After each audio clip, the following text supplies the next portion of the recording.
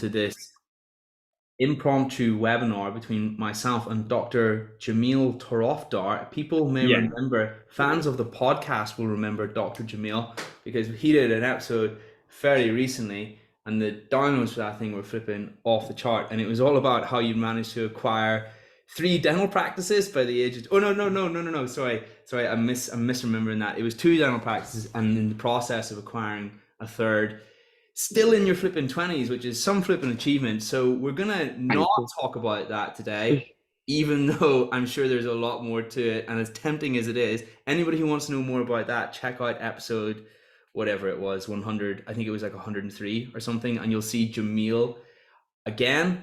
Jamil is here today. This is a spin-off episode from that original podcast where Jamil and I, we kind of went off on a little bit of a tangent, didn't we, Jamil? We talked about marketing, we talked about all sorts. So we said afterwards, let's make a focused episode on how we can market our dental practices better with the stated aim of getting 10 to 12 private patients a day, because that is another one of Jamil's achievements at his dental practices. Anyway, Jamil, that was quite the intro. How are you tonight, my friend? I'm very well.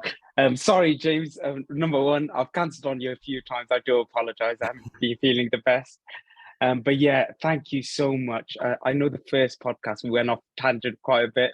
I think I was very, very nervous to say the least. But I think we've had some notes before we started this and keep me on the straight and narrow this time. But It's cool. We both had fun. That was the main thing, man. I really, How have you been? I What's fresh? I'm very well. I also really appreciate what you've done for me, James. It's crazy. You put me on a map that I didn't even know even existed. A lot of people have reached out to me, asked for my support and advice. I'm no guru. I try my best. And thank you ever so much for all the kind comments I've got from everyone. You know what, mate? Can I just say one thing to you? You know who is the worst person at seeing our own brilliance? Ourselves, right? And Yeah. that's what I see in you, buddy. I really do, right? Because there must be something to you to have done what you've done by 28. But anyway, we said we weren't going to talk about that. Jamil, today's supposed to be about marketing because there was a lot of Yeah. questions that came off the back of that last podcast about how you market your practice. So maybe it might be nice if we just jump straight in. And by the way, I wanted to say as well, actually, this is a Q&A session. So this is going live to the Dentists Who Invest Facebook group as we speak. So if anybody has any questions about how to market their dental practice, feel free to pop them in the chat and Jamil and I will do our best to get to every single one. Jamil, it might be nice if you just hit the ground running and maybe got us started on some cool ways that we can market our dental practice that are a little outside the box, because you had a few cool outside the box ones last time. So basically, number one disclaimer I think I should put out there, I am not a marketing agency. We do all our marketing in-house. So I do it all in my free time. First thing first, I want to explain to dentists is that by doing marketing yourself, you learn what works and what doesn't work really quickly. You can adapt to change really quickly. You don't have to pre-plan for things. So a bit about marketing anyway, marketing as I see it.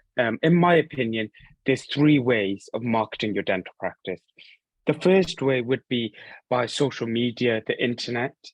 Another way would be leaflets, newspaper. And the third way, which is indirect marketing, I would like to say, is by word of mouth.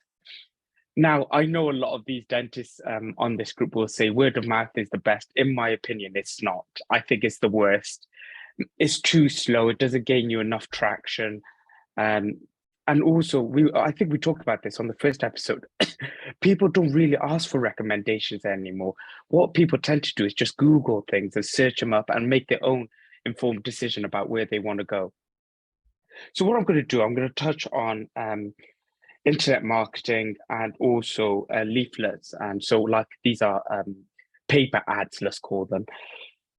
So if we split up internet marketing into, so you've got pay-per-click, search engine optimization, Facebook, whatever, them sort of adverts. Facebook in my area, I believe works really well. My practice is in, I wouldn't say in a very affluent area, but I wouldn't say it's a very deprived area. Facebook is great because the demographic of Facebook, in my opinion, is a lot more people that do have money compared to Instagram. I'm not a huge fan of Instagram marketing at all. I think the market is way too competitive. To compete with some of the guys that around my area, they've done extremely well and they're on thousands of followers. I will never ever be able to compete with that. So yeah, so we do a lot of Facebook ads. Facebook is very smart in this day and age. It's got to the level where you can almost run an ad and Facebook itself will target the ideal audience for your ad. And it's so clever, it's unbelievable. I don't even know how they've achieved it. But I've tried it myself where I've set all the parameters, demographics, male, female, age range, interests, and I never have got as good results compared to what Facebook's normal algorithm can do. So they, like I said in the first podcast as well, these companies want you to spend money with them. Their success, your success means you will spend more money with them. So they want your ad to work as well as possible. Now, in my opinion, I try and create beautiful looking ads. I really care about simplicity. There's something about it. It's just the elegance of an ad being really nicely presented, not too much information, catches the patient when they're scrolling, and it gives a really good description. And another thing we do really well as a practice, we're very quick at responding to inquiries. So all of our PCs at work have Facebook business on them. So as soon as somebody sends an inquiry, somebody's replying to them within 5 minutes. We've got to the level where we've got the replies really fast icon. Have you ever seen it on pages, James? Have you ever seen your pages? No. So you get this badge on your Facebook pages that says replies extremely fast or something. Oh, Facebook gives right. it to you. Yes. I don't like myself personally. I don't think it creates a good patient experience when you send an automated response. When somebody sends an inquiry, you're like, some people automate it, say, "Oh, thank you for your message. We'll be in touch with you." Straight away, that patient would have lost interest. I believe somebody picking a dental practice is a spontaneous event. It's just a spur of the moment. And if you can reply quick enough, you're more likely to get them through your door. So that's my 2 pence about Facebook. Try creating beautiful Facebook ads. Another good way of doing it is using a company called Canva. I wouldn't go and just making it on PowerPoint or anything like that, or copying somebody else's. Try and use Canva. It's a free software, I believe. You could create beautiful artwork on there. But always remember, don't put too much information on your pictures. The whole point of a picture is to entice the patient to read more about the text. So obviously I'm a bit sad, James, to say the least. I study a lot of ads from all my competitors, okay? And sometimes I see that, and another thing patients hate, and another way your ad will fail is if you copy and paste somebody else's ad. In my head, I'll give you an example. I was actually explaining this to somebody the other day. You know, when something is there and is always there, you go past it, but you never notice it anymore. Yeah. Okay. Have you ever had that moment? Like you'll realize something on the wall, you've gone past it 100 times, but you don't notice it anymore. It's because people are doing the same ads. I see it in my area. What companies are doing? They're all using the same ad company, social media company. They're pumping out the same adverts for every single practice.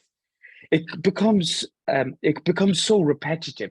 The patient almost skips through it because it doesn't interest them. So always try and make unique content.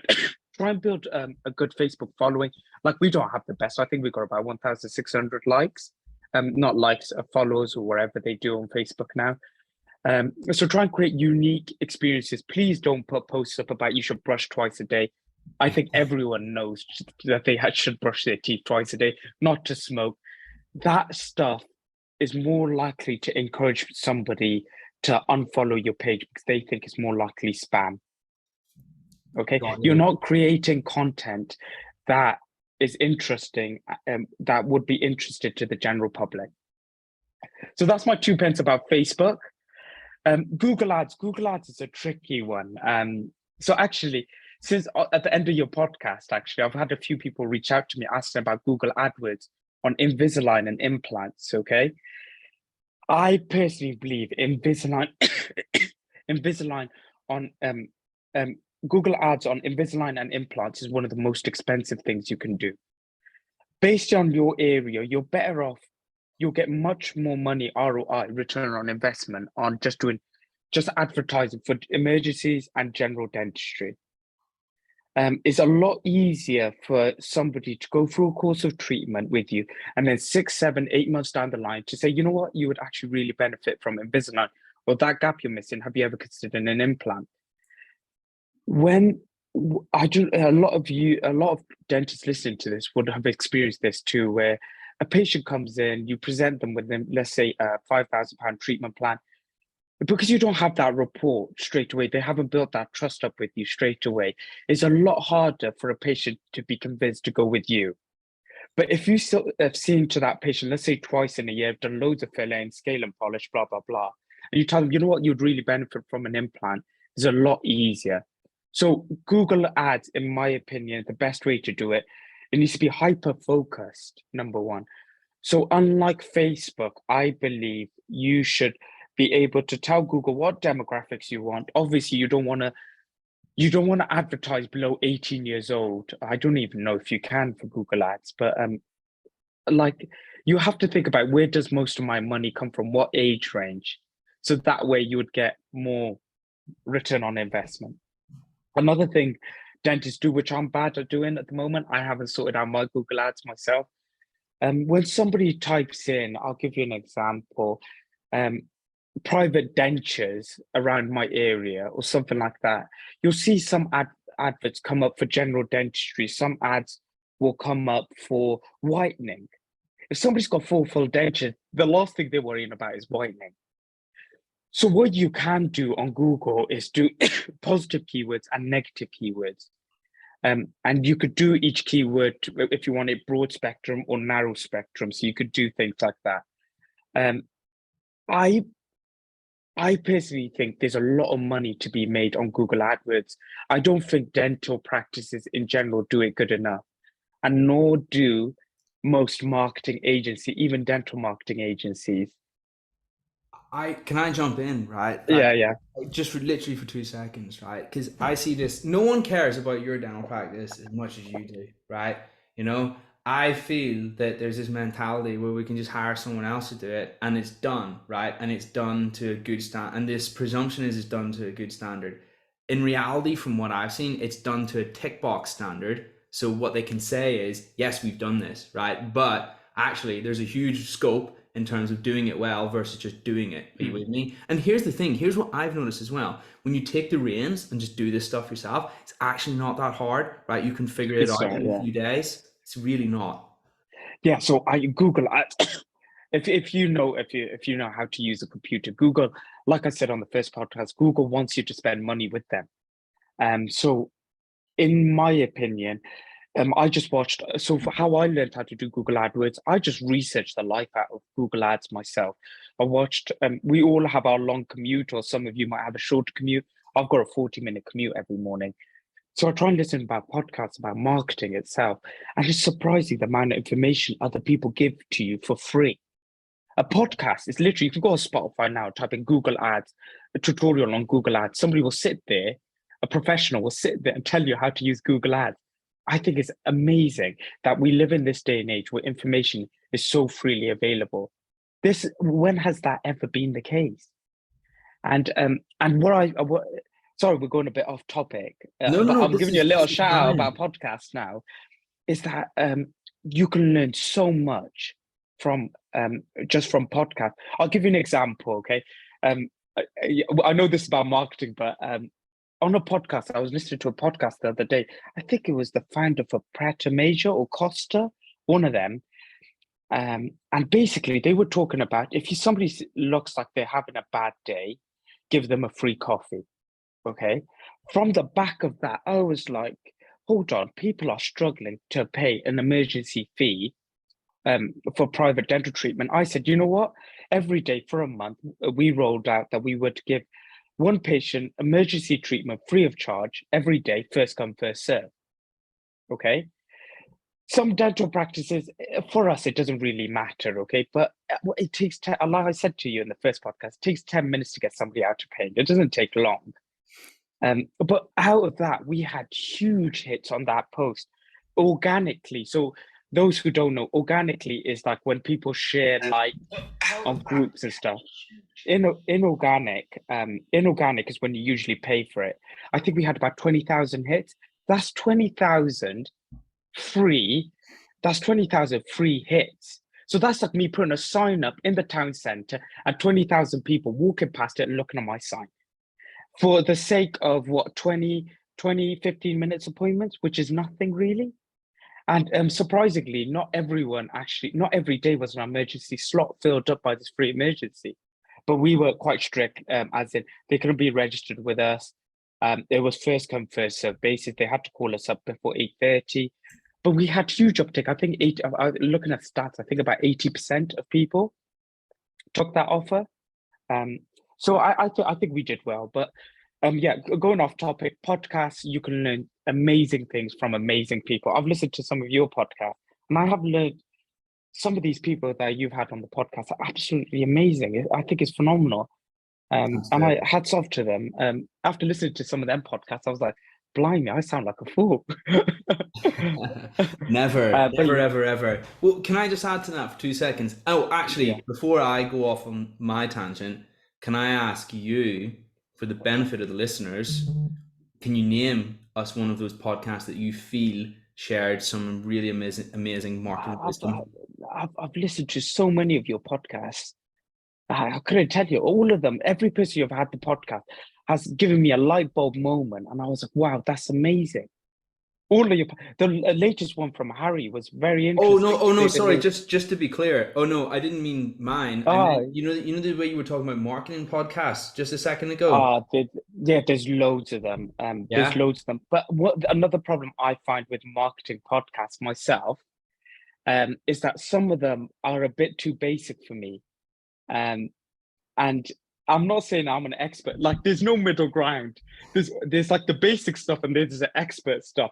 I'm just in the middle. I know how to use Google Ads, but if you just, I presume everyone's got Spotify or YouTube. YouTube's free. You could just type in, teach me Google AdWords, or how can I do Google AdWords well.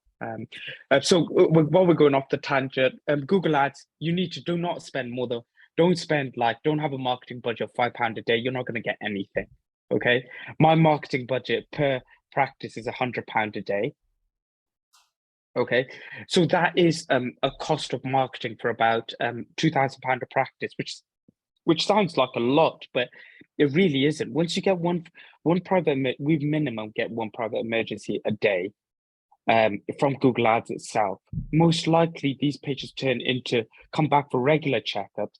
We easily make our money back on a day-to-day basis, but £100 a day is what I feel is suitable for emergency general dentistry around the area. And hopefully one day you will become one of these practices. So most of my cost per click, believe it or not, James, actually goes on people typing my practice name and clicking my ad.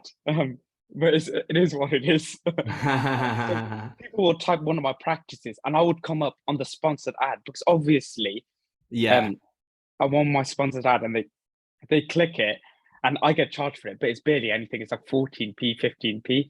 In my opinion, that creates a great patient experience, because the first ad is your practice. They click it straight away. They're onto your website. They got your phone number, blah, blah, blah. So in my opinion, it creates a good patient experience. Some marketing experts will argue, hold on, actually, Jamil, is not the best of ideas, because organically, so when you type into something into Google and it's not in that sponsored bit, okay, the top like 3 or 4, you're going to be there anyway.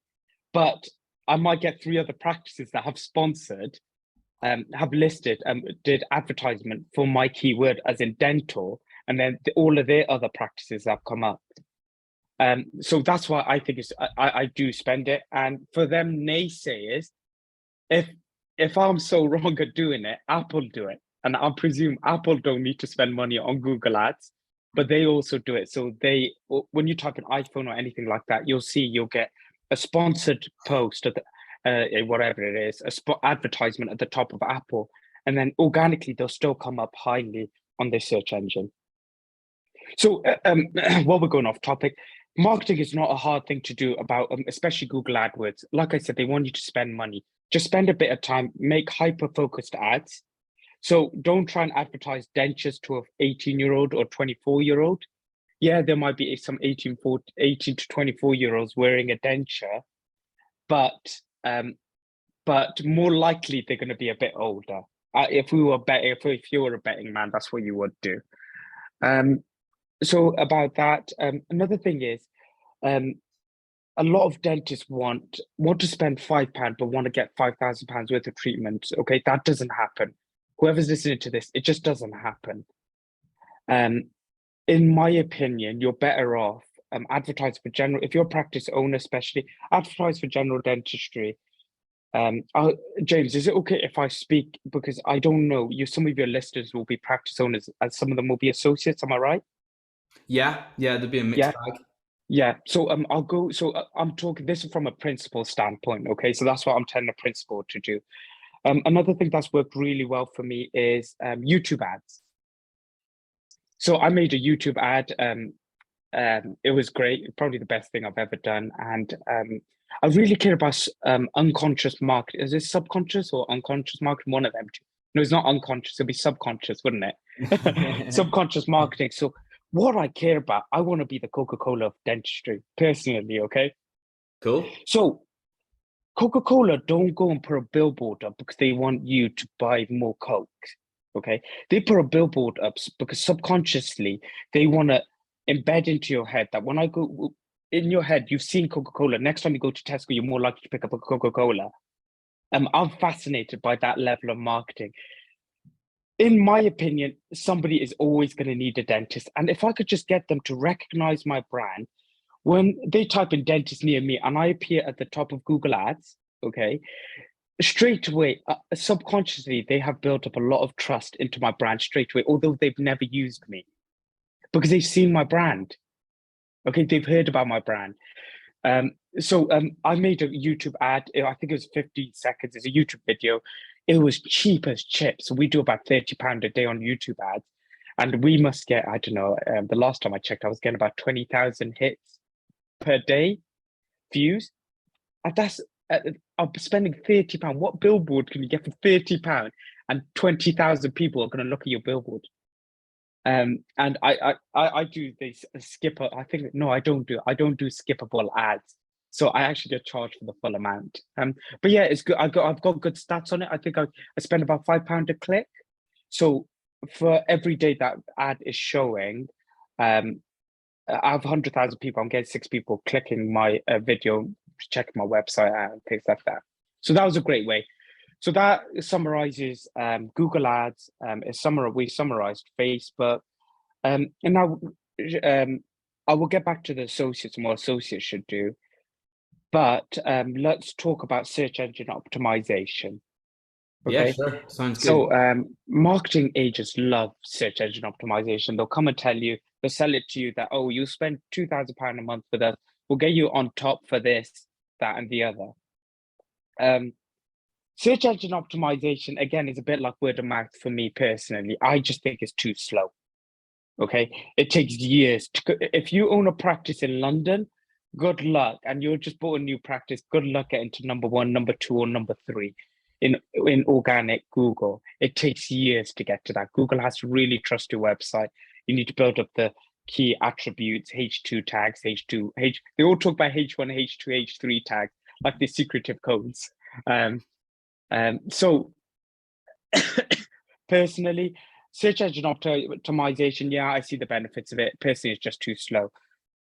For those who have used Google for a few years, one thing you would have noticed now, Google have got really, really smart now. They knew, in my opinion, this is from my experience, okay? So if you remember Google about 5 years ago, pre-pandemic, if you remember the ads were in a separate box, I think they were in a yellow box. Do you recall them days, James? Yes, vaguely, I do remember Yeah, being in yellow boxes. Yes, way back in the yeah. They were in like a little box, and there was like three ads. yeah, Yes. yeah. Um. So what now Google have done? They've got rid of that box, and now when you type in like whatever you type in anything dental implants around me, you'll see that there's no difference between Google Ads and an organic result. All it's got is a small gray, light gray text in advertisement or something like that with an icon next to it. So they've kind of got rid of it. Because they're Um, included in the feed now, right? yeah, you can't Whereas tell. before they were at the side. Yeah, yeah, yeah, yeah, yeah. They weren't at the side, they were also at the top, but they were in a separate box that you knew these were ads. Okay. Um, Another thing, whenever you set up Google Ads, you'll see there's different types of ads. Whenever whoever's listening to this, when you get into work or however you're listening to it later on, type in like dental implants around me. You'll see there'll be excellent ads, there's be good ads, and there'll be poor ads. Excellent ads, in my opinion, occupy the most amount of space. So what they will have when you research Google Ads, you'll learn about site links, address, phone numbers. You'll learn about how to make your title effective. The more you occupy of that space, the more likely somebody is to your click your ad basically. And Google, in my opinion, I think Google like it when more people click your ad, increases the revenue they generate and their cost per click, whatever it is. But they look at whatever they look at a percentage, I believe, and there is a percentage on Google Ads where it looks at impression versus clicks. So I think they do care about that sort of stuff because obviously Google is not going to put your ads out there if your ad is so poor nobody wants to click it.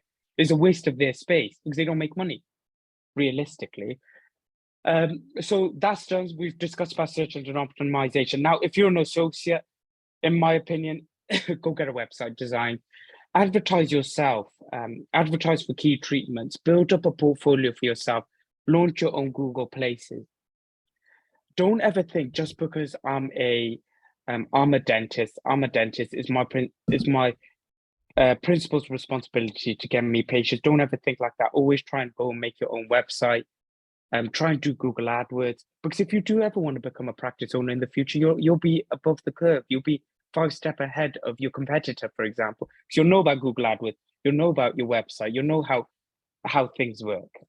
But yeah, any questions for me, James? We have a few coming in the chat. I just want to say you're doing a great job, and there's a ton of pearls there. So nice one on that. Ah, thank you. Interesting what you said just then about how people just don't know this stuff. I feel it's a symptom of something called teeth tunnel vision, right? Teeth tunnel vision is where we have two blinkers on and we think like this. We think purely about teeth and what's in front of us, right? Because we want to be the best clinician, right? You know? And oftentimes there's these very helpful things that exist just laterally to the teeth tunnel vision, just a little bit outside of our perception when we're completely focused on teeth, that can actually amplify what we do on a day-to-day basis to a huge degree through just having a little bit of knowledge about these lateral fields, right? Like Yeah, Google advertising, because no one ever thinks about it. Because if you think about it, if we do all this, if we do the same things everybody else does, we're going to get the same results, right? Whereas if we do things that are a little different and those things are valuable, we get different results. And as well as that, we don't just get linear returns from learning about these lateral things, they actually combine in a compounding fashion with me. yes, Which I is agree. actually literally is basically just what it was basically part of what you're saying, right? Because Yeah, you have taken it. I'm going to read between the lines here. You've taken it upon yourself to learn the absolute hell out of how ads work, right? And that's yeah, what's happened, right? And that's what like, and that's the currency these days. Attention is oil, right? Attention is the yeah, oil, right? The more people who see your dental practice is the more money you make, which is yeah, basically what we're talking about. Boom. yeah. Questions. I'm going to go to the chat. There is a question that's come in, and it's from my man, John Mahoney. John, how are you, my friend? It's been a while since we've caught up. Hope you're good, buddy. John has asked, what is it that you're putting? Oh, that's a good question. What is it you're putting on your ads? Is it short-term ortho slash implant slash oral health checks? Definitely not oral health checks, is it? As we covered earlier. Which of No. which is giving you the best ROI? So let's just home right in on what's on those ads specifically. What sort of treatment? So are we talking about Google ads or Facebook ads? It doesn't actually say here. It just says ads. So here's the thing. If we Okay. speak broadly about the ads, but if you've noticed specific trends for specific ads on certain websites, then we can delve into that as well with me. Yeah. Yes. Cool. So we'll just touch upon. Firstly, thank you for the question. Firstly, we'll touch upon Facebook. The ads you should be running on Facebook, that in my opinion work. Invisalign, you just have to spend so much money. You'll run an ad for about £500 and you'll get maybe 2 interests, 3 interests. In my opinion, you're better off running an ad saying we're accepting new patients, a nicely designed picture, and a nicely designed picture with your examination fee, including X-rays, blah blah blah. We're accepting new patients. You could spend, let's say, £500 of that, and I can almost guarantee that you'll get about 20 new patients from that if you put £500 in. So your cost return on investment is crazy because most of these patients will generate you about £500 worth of work minimum. Another thing that worked for me is emergency. So just say, I'll tell you how much we charge. We charge £100 for an emergency appointment. That includes treatment and includes an X-ray. You might say we're cheap, but it is. I don't feel like taking the piss out of patients that are in pain. Some dental practice charge £150 for them to come and sit in your chair. It's absolutely ridiculous, in my opinion. £100 is enough meat on the bone for everyone. Everyone gets to eat happy. That's my little rant about dentistry overall.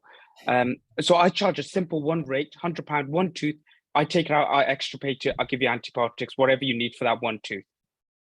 You can make a simple poster about that, and I guarantee somebody will see that poster and they'll be like, I'll be suffering with toothache for 3 weeks and I can't get a dentist. Okay, you run that, I put £500 of that, I guarantee the aunties will be tagging their friends saying, oh, go to this dentist, it's only £100. They'll see to you. And whenever they do message, see them the same day is the least we can do as a profession, in my opinion. Put all your Invisalign patients to a side. The main reason we're dentists is to help people, get people out of pain. It's one God-given gift that we have that not many people have. Sorry, I get very emotional about dental pain. No, Jamil, I want you to let it all out on this podcast. It's cool, bro. That. Yeah. I feel like we answered John's question there. So you're Yeah, saying, right, everybody just goes for the flipping gimme, right? Which is yeah, to go for Invisalign, right? But actually if we just take 2 seconds and be intelligent about it, if we can just get them to the exam, then we can sell them Invisalign at the exam if that's what we actually want to do. You know what I mean? yeah. Yeah. Because if you're gonna go Invisalign, everyone's doing the same thing. Whereas Mm, we change it and we mix it up and we think laterally, it has the same outcome in an indirect way because you're yeah. being clever about it, right? But I believe Invisalign has worked, in my opinion. There's the guys who've done Invisalign extremely well, in my opinion. Okay, some of the guys, Apex, wherever they are, top dogs, I call them. All right, Invisalign, and everyone else that's doing Invisalign. What they're trying to do, in my opinion, they're just trying to add to their NHS income, their private income, their NHS, and they're just trying to do upscale their private work, basically. I don't know. I don't know how how I feel about Invisalign itself. We don't. I've never ever. I'm like, if you, we get patients. So I've done my 8th Invisalign case now, and these patients have begged me to do it. I don't want to do it. They're like, please, Jamal, I know we want you to do it. We trust you. Blah. I was like, all right, fine, I'll do it for you.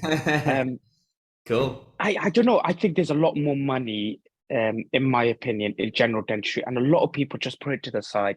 So yeah, in my opinion, I've tried it. I've spent thousands of pounds on advertising on Facebook and Google Ads for Invisalign. The cost, the return on investment is just not there, um, compared to general dentistry. So if you're going to advertise for general dentistry and for emergency appointments. Cool. Cool. Cool. Cool. Thank you for that. Someone's just put something interesting in the comments here. £100 checkup or £100 emergency exam, right? Right? Why not 99.99? Do you think that works? And no, because we've become numb to it now. Yeah. Everyone does it. It worked once upon a time back in the 1500s when they used to do it. Okay, come on, let's be a clean, simple practice. No, £99 just doesn't do it for me. I like that £100. Yeah. If you quote somebody £99, what's the difference between £100? It doesn't look better marketing wise. Maybe between 15,000, 16,000, maybe it makes a difference. You see, right? Think about it, right? Actually, I think I'm with you, and here's why, right? Think about it. If it's 99.9, what does that say? 99.99, it says bargain, right? You know, Yeah, when it comes to healthcare, we actually don't want that. We want quality. We no, want that extra numeral, right? Don't we? Because we're like, oh, for some reason, I actually associate that more with quality, which is actually what I want when it comes to yeah. my partner. But here's the thing. There's no hard data on that. That's just our instinct. By the I just don't. I think it's tacky, in my opinion. way, wow, Jamil went there. It's tacky. That's cool. That's cool. Well, this is the thing. No, listen. This is why it's important that people say these things, right? We can have these discussions, and that's actually a good point right there. And by the way, anybody listening, please don't fact check this. Check us on the 1500s being officially the time that 99.99 became cool. Okay, we just made that up. We just made that up just for clarity. But it was a long. I do get what you're saying. It's like Yeah, it's been around for a while, right? That's what you're saying. yeah. It just reminds me of a supermarket, realistically. Because then, if it's that case, then when I got a very easy extraction, I might as well just do buy one get one free. Cool, bro. Yeah, I like that. Tony says Tony would like to clarify and say that he's not that old. He's not from the 1500s. I'm so sorry, Tony. That's cool, Tony. Apparently, 97. Someone else has jumped in and said £97 is the new 9.99.99 97. I have heard that about sevens actually. There's something that sevens do to our psychology. Yeah, but They're okay. less threatening.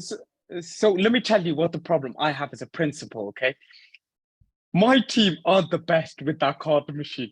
Somebody will accidentally type the wrong figure, £97, and then think about how many pound coin changes you're gonna have to have. So you can't even keep £5 notes. You're gonna have to keep. Somebody pays you £100 in cash. Think about it, you're gonna go to the bank every other day, getting pound coins from the bank. It's just not worth it. That's very practical. That is Yeah. true. Okay. Cool. But yeah, I have heard the seven thing, and I don't, and it is true. It's like you look at an eight and you look at a nine, and there's just somehow something less aggressive about a seven, and I have no idea why. But my psychology, there's something in my brain that just says I'm warmer to a seven. And there's going to be So people out there, don't say because seven, eight, nine, and all of that stuff. That was when I was six grade of seven, and that doesn't work because that would make seven threatening. Anyway, ignore me. So I'll tell you why. Okay, so I've told you on my first podcast, I'm a huge fan of Michelin star restaurants. Okay, you'll never see a Michelin star restaurant, so I'm not going to do it. Have you ever seen that £99 for a steak? It's simple, it's clear cut prices. You're not there to bargain with anyone. It is what it is. No, but I don't personally believe I'm going to get more patients coming to me because I put 99 or 97 than I do 100. Keep it simple, straight. One thing, a patient will come to me if I tell them your appointment's not going to cost you for that emergency appointment more than £100. That's what will get me patients. Love Yeah. it, love it. And here's the thing: it's all great discussion. So thank you, everyone. Because It's subjective. people don't talk about this stuff, right? People don't talk about it. And Tony said, here's something we can all agree on. Main thing is to be upfront with the cost and what it includes, etc. Yeah. Question, right? So here's something that obviously Tony's just used the word price here. And you know the way we've got these words price and cost, and then some people prefer to use the term investment whenever they're speaking to the patient. Do you think that using salesy language is important on adverts, or do you just straight up No, use common no. the words we would normally use to describe these things? No, I say cost. I don't think it's an investment. All I say to my patients when I get loads of patients that come and say to me, "Look, there's a £1,500 treatment plan." I said, "Look, I'm not here to sell you a treatment plan. If you want it done by me, that's what it's going to cost you, okay? And I don't really mind if you don't pick me as a dentist, and that's fine." I said, "Just you have to promise me one thing: just get the work done." Because you'll remember. I usually say, you'll remember the short Asian chap that once said it to you, and you'll thank me later on in life. And he was like, and it's that trust and honesty, like everything. We mentioned in our first podcast how we don't use the word from in any of our pricing. We have got a price for everything, and my staff, every single one of my staff knows my pricing inside out. There's no from in our language, and to or whatever they do. And some dentists hide their pricing, and I think that's absurd. You wouldn't go to Tesco and there would be no pricing, and then you pick up the milk. Surprise, surprise, it's £1.50. I don't know why dentists do it. I don't know why they're not transparent. And I do. And another thing dentists also do, I don't know if you've ever seen it. I research a lot of dental practices. A lot of them will say Invisalign from £2,000. When have you last charged an Invisalign patient £2,000? Realistically, you don't. What, you're enticing? So you're lying to the patient from the get-go. You're being dishonest, in my opinion. So be clear cut, be fair, and that's it. Cool, bro. Thank you for sharing your thoughts on that. That's awesome. And thank you for being real and authentic. That's cool. And here's the thing, maybe not everyone agrees with that, and that's also fine as well, because the whole point is that we're able to have these discussions. And by the way, I don't know if I actually mentioned this. Maybe I did at the start. I can't remember. But we said the title of this podcast was marketing. Well, yeah, it was. Yeah. How to get 10 to 12 private patients a day, right? So with achievements come credibility, because all this stuff you're saying is what allows your practice to achieve those numbers, which gives you the ability to be able to speak from a position as a credible source, right? This does actually work, which is amazing. Yeah, so if anyone wants to challenge me, I could show them stats and figures. But because some of the listeners, if I quickly touch on my next thing about from newspapers. So everyone in this day and age does digital marketing, okay? It's great, okay? Yeah, it has its swings and roundabouts, it's great. But a lot of dentists, once upon a time, a lot of dentists used to do newspaper ads, leaflet ads. Nobody does them anymore. When's the last time you saw a dental practice? And what you're doing, I'm screwing myself in the process because I'm doing it at the moment, but you're missing a huge trick here. So you know what I was telling you, if you want implant patients, Invisalign, don't put it in the newspaper, it's never going to work. Implants, implants work amazing in newspapers. So I've spent, must have been about, I've spent about £350 for a whole newspaper ad. And anyone that's going to advertise on the newspaper, always advertise on the right-hand side of the page. Don't be tied to get half a page. Always get a full page.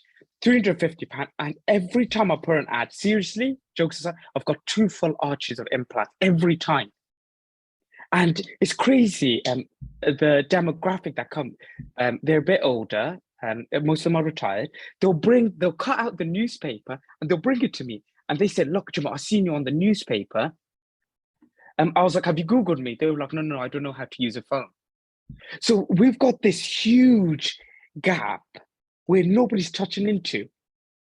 But bro, like that's so cool, because I would have never thought of that. And yeah, that's exactly like you said, the people that need implants, not to generalize, but that tend to be that demographic who read newspapers, right? That's genius. Yeah. And do you know what another thing that happens, James, which is crazy in my opinion, is that when you're retired, some of them go do these balls and they play these games and stuff. They really care. If one of their friends complaining, oh, my denture keeps falling out, can't go eating a meal, the other friend will cut out the newspaper and say, oh my God, Jenny could really do with this. And they'll go to Jenny and give it to Jenny. They'll cut out and they'll keep it there in their pocket till the next time you see them. But that worked great. What hasn't worked so great, in my opinion? Okay, so I got excited once upon a time. I was like, I want to see stats. Okay, so I was like, you know what? It was a late afternoon one day. I was like, I'm fed up. I'm gonna show people how it's done. And this is when my arrogance got ahead of me. And this is when I realized that, and actually, I don't know. I'm not as good as I am. I did a £10,000 leaflet distribution ad for about 98,000 homes for implants. And so that started on Monday. I think I've got about 4 or 5 implant patients booked in, but that hasn't worked out as well as I would have hoped it worked out. In my opinion, what I would have been better off doing is running a newspaper ad every day rather than spend that 10,000, if that makes sense. Because I would have got a lot more. Actually, could have ran a newspaper ad every week. 52, yeah, a bit more than every week. But if you please don't be one of these people that runs the same ad. Remember, we talked about this at the beginning. Make sure it's slightly different so it catches somebody's eye. Whether it means that you just change the color of the background, just make it different. Make it unique, make it different. So yeah, that's that. Word of mouth, yeah. I don't know. Dinosaurs believe in word of mouth, but I guess it does work. I tell you how it does work. Somebody will recommend me, for example, say, "Oh yeah, my friend recommended you," and then I went and researched you online, and then they said, "Yeah, that's why I picked you." But that was kind of a double. That was like, when you play Call of Duty and you kill, and then it'll be like kill confirmed. That's how you confirm a kill when somebody recommends and then they go like what they read online.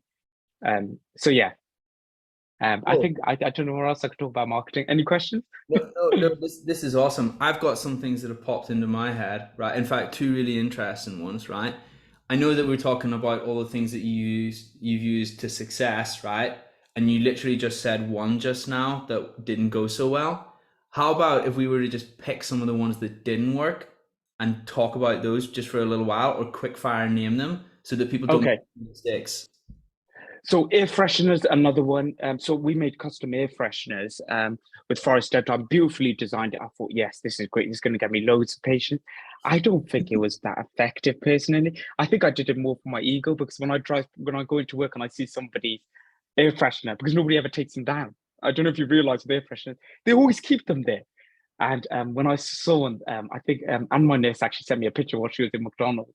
And it just, I don't know, maybe that made me happy. It was cheap though. I think it was I got about 500 air fresheners for about £200, custom cut, with our branding and stuff like that. So it was pennies on the dollar. I don't know if that really worked. Another thing that I don't know if really worked, but I did for the goodness of my heart, is have I ever told you about this? We wrote out birthday cards for all of our patients. No, we haven't. You haven't mentioned that. So this is a logistical nightmare. Anyone planning to do this? So I was sitting there, obviously, on a Friday night, got excited. I was like, I'm gonna do more. So a chap called Lord Alim on Instagram. I don't know, some of you viewers might have heard of him. I remember seeing his snap Instagram, and he was like, "Oh look, I got a birthday card from Rolls Royce." I was like, "I'm the Rolls Royce of dentistry. I'm gonna do the same." So we must have had about 8,000 patients, okay. And I was like, "Girls, we're gonna write out a birthday card for every single patient." So we got our ones branded as in Forest Dental, blah blah blah. And then I got when the nurses had nothing to do, I'd be like, write birthday cards. So they would sit there and we ran it for a year. And logistically, we wanted it to get there for the actual birthday. And you don't know what a nightmare bank holidays, Christmas, Easter, all of them throw into the mix. Weekend also throws things off. Um, we did that. I've got a lot of actually presents from doing that because a lot of people are at the older demographic with nobody buys them a birthday card, and they were like, "Jamil, it's so nice that you actually thought of us." But we didn't do it. We didn't get it printed inside. So every patient got the card and it was like, wow, they actually remembered my birthday and they actually handwritten me a card. And you always write it in blue pen so they know it's 100% handwritten. Don't write in black. That's cool. That's a good tip because then they know it's legit. Yeah. It's authentic. But yeah, I don't know. That was an expensive marketing campaign. That must have cost about maybe 10 to 12,000 pounds for a year.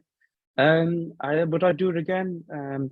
Probably if I had to give a nurse disciplinary, I probably would make her write out 1,000 cards. But now, I think it was a nice thing to do once. If you do it every year, the patients kind of expect it, and then you get a complaint if you don't do it the next year.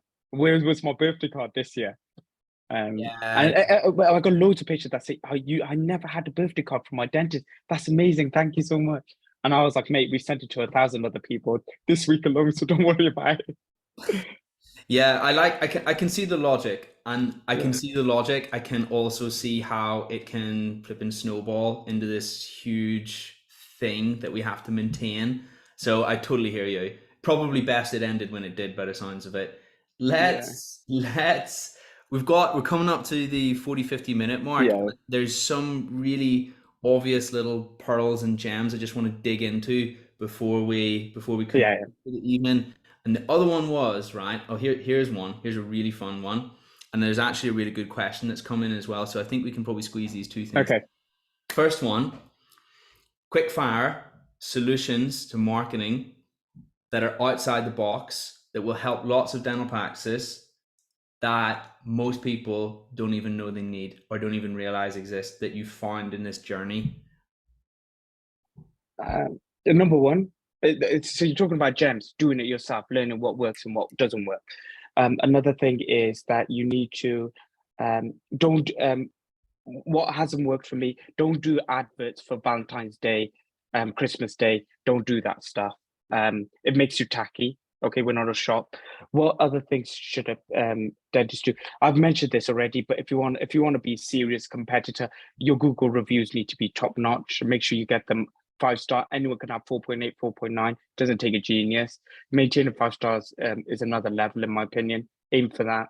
What other things could they do to get patients? Market, spend money. You'll find things that doesn't work and what works and what doesn't work very quickly. Within a week, you'll know. You'll say to me, Jamil, that works for me, that doesn't work for me. And by the way, guys, anyone wants to reach out to me, my Insta handle is dentist.jamil, I think. You could just DM me if you got any questions. I'll answer them. I'll help you as much as I can. Okay, cool. Thanks so much. You know, I can tell you're an entrepreneur, Jamil, because you got like such high energy and you get really excited about this stuff. So I know that when you get a bit like me, when you get an idea, you're like, oh, we got to do it now. We got to Yeah. do it, right? And here's the thing, right? You know, when you're doing that stuff, even if it doesn't work out like 8 out of 10 times, it's those 2 out of 10 times that it does work out, right? That it's so flipping awesome. These little outside the box ideas, and maybe your hit ratio is more than that. I just made that number, but you know No, what but you know what it is? I look for my lunch. I just look to pay for my lunch. £5 a day. That's what I need for my lunch. So what I try and do, if I do something and I can have a £10 lunch, I'm on to a winner chicken dinner. So that's what I do. I care about the pounds. I'm not fixated on the money, but I do care about the pounds. Like if I feel like if I do this, I can earn another. Let's say my company will turn over another £10,000 a year from me sitting there for an hour. In my opinion, it becomes worth it. But some dentists will be like, what is £10,000 in the grand scheme of things? I've never got to that level. Question? Cool. I know I like that. I like the energy. Final question that's come in here.